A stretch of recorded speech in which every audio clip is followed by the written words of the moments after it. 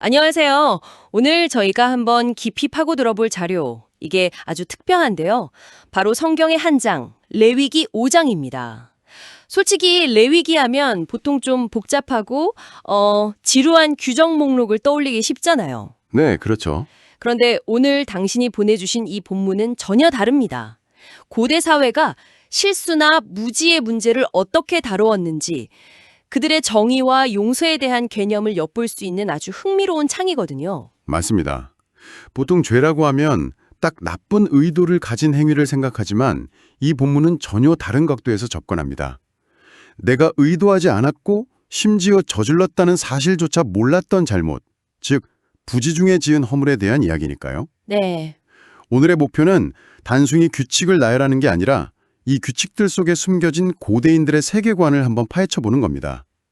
공동체의 질서와 개인의 책임이라는 개념이 어떻게 맞물려 돌아갔는지 그 구조를 한번 뜯어보겠습니다. 좋습니다.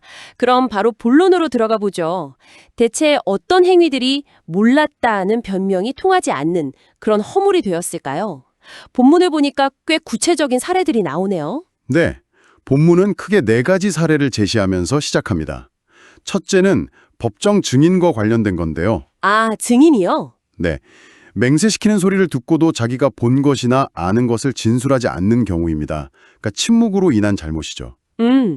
둘째는 부정한 동물의 사체, 예를 들어 들짐승이나 가축의 사체를 무심코 만졌을 경우. 셋째는 사람의 부정함에 자신도 모르게 접촉했을 경우고요. 네. 마지막으로 결과를 깊이 생각하지 않고 이걸 하겠다 혹은 하지 않겠다고 경솔하게 맹세해버린 경우입니다. 듣고 보니 꽤 일상적인 상황들이네요. 특히 동물의 사체를 만지거나 다른 사람과 접촉하는 건 의도적으로 피하기 어려운 일일 텐데요. 그쵸. 그런데 이런 행위들이 왜 허물이 되는 거죠? 현대적인 관점에서 보면 특히 모르고 한 일이라면 그냥 운이 나빴다라고 생각하고 넘어갈 수도 있을 텐데요. 이건 좀 부당하게 느껴지기도 합니다. 마치 함정처럼요. 아주 중요한 지적입니다. 바로 여기서 현대의 법 감각과 고대의 세계관이 딱 충돌하죠. 아, 현대형법의 핵심은 고의성, 즉 범죄 의도가 있었느냐입니다. 일부러 그랬는가? 이게 가장 중요하죠. 네, 맞아요. 하지만 레위기의 관점은 다릅니다. 여기서는 개인의 주관적인 의도보다 객관적인 행위의 결과가 공동체에 미친 영향에 더 주목합니다. 행위의 결과요. 그러니까 내 의도와는 상관없이 내 행동이 어떤 상태를 유발했다는 건가요? 정확합니다. 당시 사회는 정결함과 부정함, 거룩함과 속됨이라는 질서체계 위에 세워져 있었거든요. 예를 들어 동물의 사체는 죽음의 영역에 속하고 살아있는 인간은 생명의 영역에 속하죠. 이 둘이 섞이는 것은 우주적 질서에 균열을 내는 행위로 여겨졌습니다. 아, 위생의 문제가 아니군요. 네, 상징적인 질서의 문제였던 거죠. 그래서 내가 몰랐다는 건 정상 참작의 사유는 될지언정 이미 발생한 질서의 균열 자체가 없어지는 건 아니라고 본 겁니다. 와, 이건 정말 다른 사고방식이네요. 마치 제가 실수로 핵 폐기물에 노출되었는데 몰랐는데요? 라고 말한다고 해서 제 몸이 방사능에 오염되지 않는 건 아닌 것과 비슷한 논리군요. 아주 훌륭한 비유입니다. 무과실 책임이라는 현대 법 개념과도 맞닿아 있어요. 무과실 책임이요? 네, 예를 들어 어떤 공장이 유해물질을 유출했을 때 설사 그게 직원의 실수였고 회사가 몰랐다고 해도 그로 인한 환경 오염에 대한 책임은 져야 하죠. 그렇죠. 공동체에 끼친 객관적인 피해를 복구해야 하는 겁니다. 레위기의 부지 중의 죄는 바로 이런 관계적, 공동체적 손상을 복구하는 데 초점이 맞춰져 있습니다. 그렇군요. 의도를 처벌하는 게 아니라 발생한 균열을 메우는 것이 목적이다.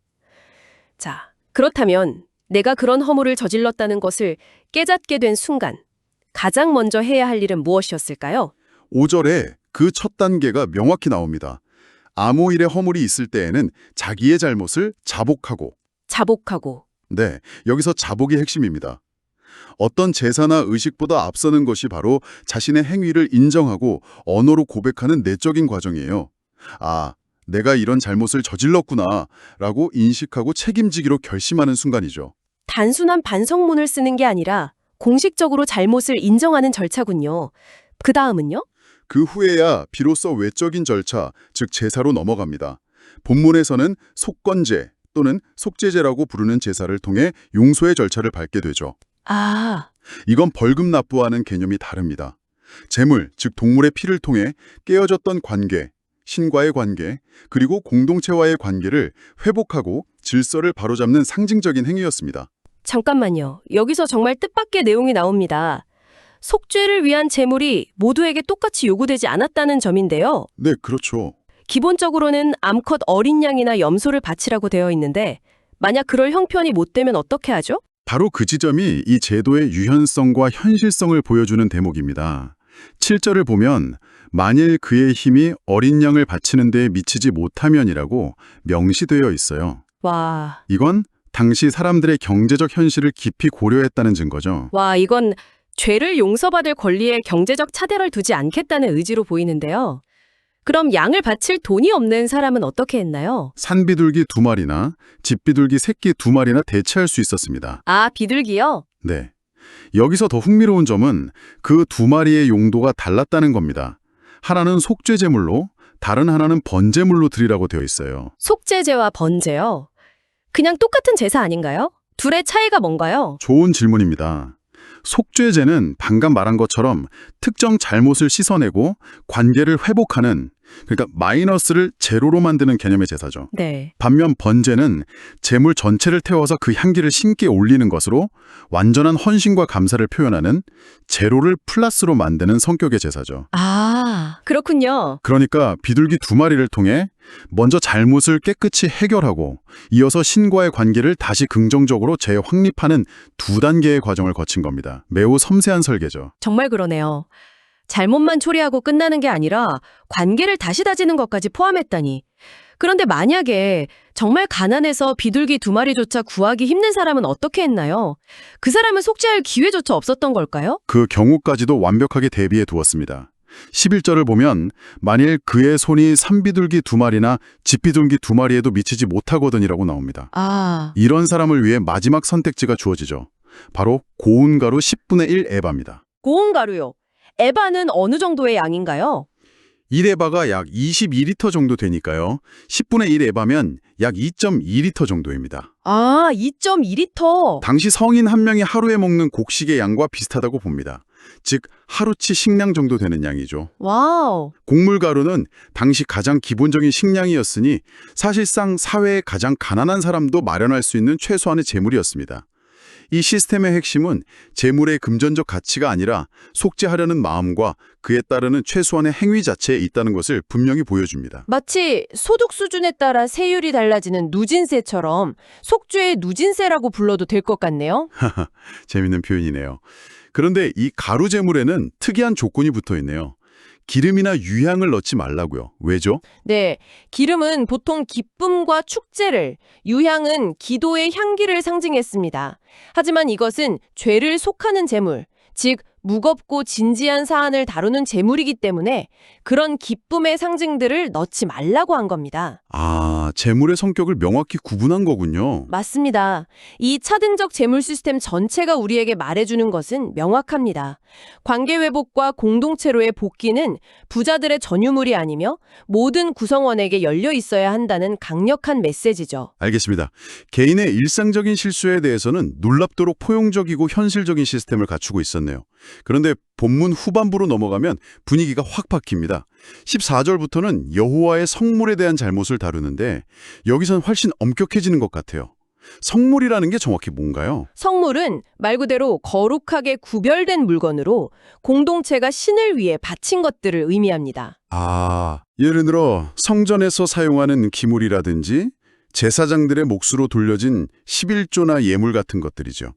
즉, 개인의 소유가 아니라 공동체 전체의 영적 자산인 셈입니다. 네. 따라서 여기에 손해를 끼치는 행위는 앞서 말한 개인적인 부정함의 차원을 넘어섭니다.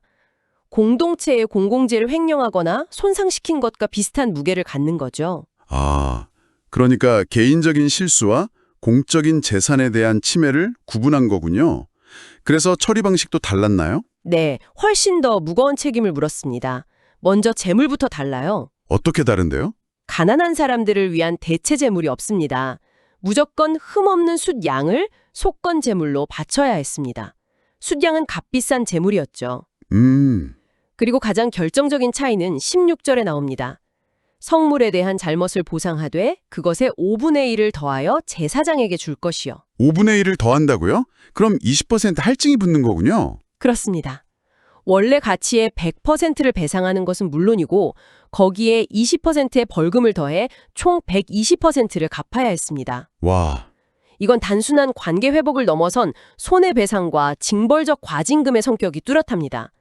개인의 부주의는 포용적으로 다루되 공동체의 신성한 자산을 침해한 것에 대해서는 금전적인 책임을 포함한 엄중한 결과를 각오해야 한다는 원칙을 보여주는 거죠. 듣고 보니 20%라는 수치가 좀 흥미롭네요. 현대 기준으로 보면 공동기금을 횡령한 것에 대한 벌금치고는 좀 낮은 것 아닌가 하는 생각도 드는데요. 그렇게 볼 수도 있습니다. 하지만 당시 사회에서 20%는 결코 적은 금액이 아니었을 겁니다. 아, 그렇겠군요. 더 중요한 것은 배상액에 더해서 값비싼 흠없는 순양을 제물로 바치는 비용과 수고, 그리고 그 과정에서 자신의 잘못이 공식적으로 드러나는 사회적 비용까지 모두 포함해야 합니다. 네. 이 모든 것을 합치면 결코 가벼운 처벌이 아니었을 겁니다. 이 규정의 목적은 파산시킬 만큼의 벌을 내리는 것이 아니라 실질적인 손해를 복구하고 다시는 그런 일이 없도록 경각심을 주는 데 있었던 것 같습니다. 이제 마지막 부분입니다. 17절부터 19절은 이 모든 규정을 하나로 묶는 최종 결론처럼 들립니다. 만일 누구든지 여호와의 계명 중 하나를 부지 중에 범하여도 허물이라 벌을 당할 것이니 라고 선언하네요. 네, 이건 앞선 구체적인 사례들을 넘어서 내가 어긴 것이 금지된 명령인지조차 몰랐다 하더라도 허물이 된다는 의미로 들리는데요. 정말 포괄적인 규정입니다. 맞습니다. 이 구절은 이 법체계의 근본 사상을 압축해서 보여줍니다. 앞서 말한 객관적 책임의 원칙을 가장 극명하게 드러내는 부분이죠. 네, 개인의 인식 여부와 상관없이 신이 세운 공동체의 규본, 즉 계명을 어긴 행위가 있었다면 그 자체로 허물이 성립한다는 겁니다. 법을 몰랐다는 것이 변명이 될 수는 없다는 현대법의 원칙과도 일맥상통하지만 그 근저에 깔린 생각은 조금 다릅니다. 어떻게 다른가요? 현대법이 주로 사회질서 유지라는 실용적 목적을 갖는다면 레위기의 이 규정은 우주적 질서에 대한 경외심에서 출발합니다. 이 세계관 안에서 신의 계명은 단순히 지켜야 할 규칙 목록이 아니라 세상을 조화롭게 유지하는 일종의 자연법과도 같거든요. 아, 자연법칙이요? 중력의 법칙을 모른다고 해서 높은 곳에서 뛰어내린 사람이 다치지 않는 건 아니잖아요. 그렇죠. 네, 고대 사회 법과 정의에 대한 놀라운 통찰을 얻었습니다. 우리가 죄라고 단순하게 생각했던 개념이 의도적인 악행뿐만 아니라 무심코 저지른 실수, 심지어는 인지하지 못한 규율 위반까지 포함하는 굉장히 폭넓은 것이었네요. 그러면서도 그 책임을 묻는 방식은 놀랍도록 유연하고 인간적이었습니다. 모든 사람이 자신의 경제적 능력 안에서 관계를 회복하고 공동체에 다시 참여할 길을 열어주었죠. 네. 하지만 동시에 공동체의 근간이 되는 신성한 영역을 침범했을 때는 실질적인 배상을 포함한 더 무거운 책임을 지게 함으로써 개인의 자유와 공동체의 질서 사이에 균형을 잡으려 했습니다. 어쩌면 오늘날 당신의 삶에도 적용해 볼 수 있는 지점일 겁니다.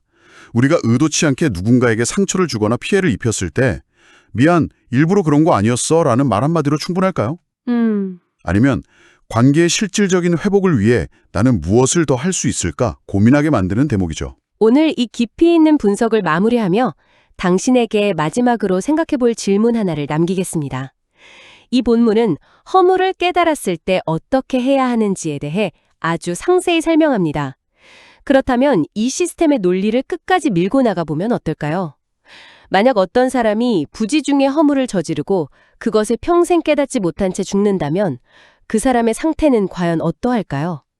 이 세계관에서 인식되지 않은 잘못도 여전히 객관적인 균열로 남아있는 걸까요? 그렇다면 진정한 용서와 회복이란 무엇인지 다시 생각하게 합니다.